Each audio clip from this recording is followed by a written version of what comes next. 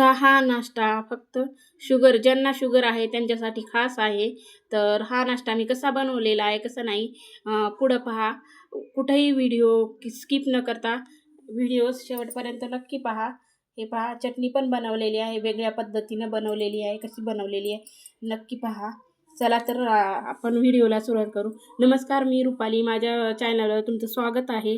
तर हे पहा, मूग मी रात्री भिजत घातलेले होते आणि थोडीशी उडीद डाळ पण टाकलेली आहे आणि रात्रभर भिजत घातले आणि सकाळी मी 7 वाजता, आत्ता 7 वाजले तर 7 वाजता असं वाटून घेते मी. हे शेंगदाणे वाटले होते ह्या मिक्सरच्या भांड्यात, त्याचं आहे हे भांडं असं, त्यातच वाटते मी. आता हे मूग थोडंसं पाणी घालून बारीक असे पेस्ट बनवून घ्यायची आहे आपल्याला. पाणी घालून घेते मी, मिक्सरला लावून पेस्ट बनवून घ्यायची आहे पूर्ण ह्याची. आणि ह्याचे डोसे बनवायचे तर आपल्याला हिरव्या मुगाचे.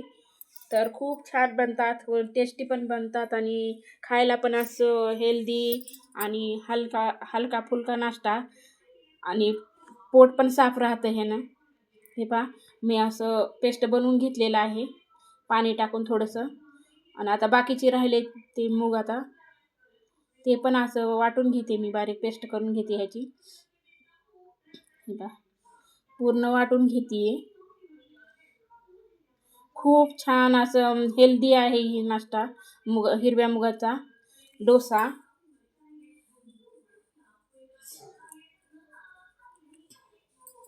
खूपच मस्त असं हेल्दी आणि पटकन पचणारा.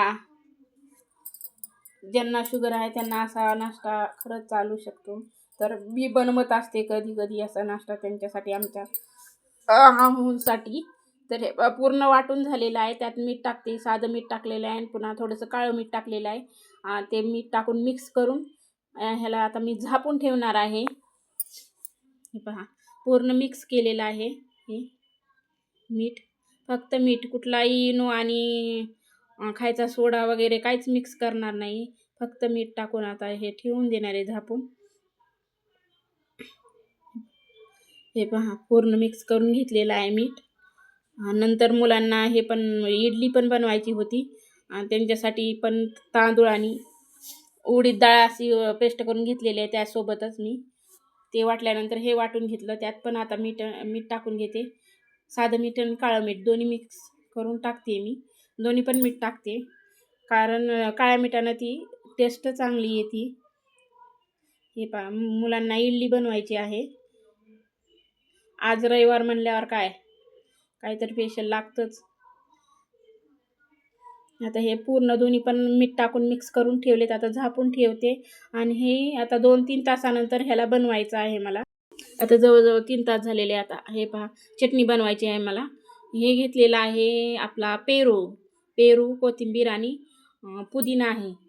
हे 3 घेतलेत सामान. हे हिरवी मिरची, अद्रक,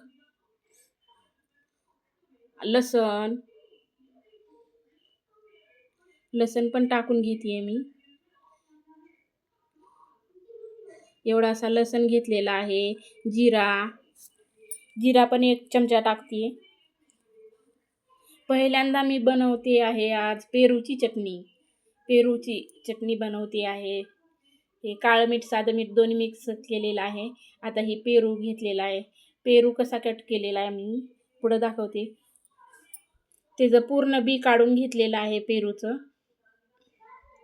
पेरू टाकला आहे, पुदिना टाकला आणि हे फिरवून घेते मी आधी. हे पहा, तुम्हाला दाखवते. पेरू कट करून घेतलेला आहे. पूर्ण बी काढून टाकलंय आणि फक्त त्याचा गाभा घेतलेला आहे. साल्ट शुगरसाठी पेरू ही तुम्हाला सर्वांना माहितीच असं चांगला असतो. आणि ते थोडंसं फिरवून घेतल्यानंतर मी कोथिंबीर टाकली आणि 5-6 हे काजू टाकलेले आहेत, ते पण टाकून फिरवून घेतले. हे पहा, किती छान अशी आपली हिरवी चटणी तयार झालेली आहे. किती छान कलर दिसतो हिरवा बघा. ह्यात काहीच टाकलेलं नाही, लिंबू काहीच टाकलेलं नाही. अशीच फक्त पेरू, कोथिंबीर, पुदिना, मिरची, अद्रक, जिरे हे टाकून बनवलेली आहे साधीच फोडणी बिडणी काही दिलेली नाही. आता हे डोसे करून घेते बघा. हे अगोदर तव्याला तेल लावून घेतलेलं आहे. तेल लावल्यानंतर हे टाकून घेतलेलं आहे बॅटर. एक पळीने पसरून घेतलेलं आहे. हे पहा असंच केलेलं आहे, जास्त पातळ केलेलं नाही. हे झालेलं आहे. खालून डोसा शिजलेला आहे, खालून थोडासा करपलेला आहे थोडा. किती छान होतात, खूप मस्त होतात आणि टेस्टी पण लागतात ते मुगाचे डोसे. खूपच छान. मी नेहमी बनवते. आहोंसाठी, आमच्या मिस्टरांसाठी नेहमी सारखं मी बनवते. कधी ना सारखाच असा नाश्ता बनवते मी.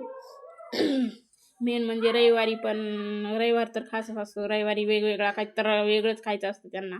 आणि रोज रोज भाजी भाकरी खाऊन कंटाळा येतो, म्हणून काहीतरी रविवारी स्पेशल असतो. हे पहा पूर्ण असं ताट रेडी केलेलं आहे. सांबार बनवलेला आहे, साधं सिंपल आपली घरची चटणी टाकून. मग कसा वाटला व्हिडिओ?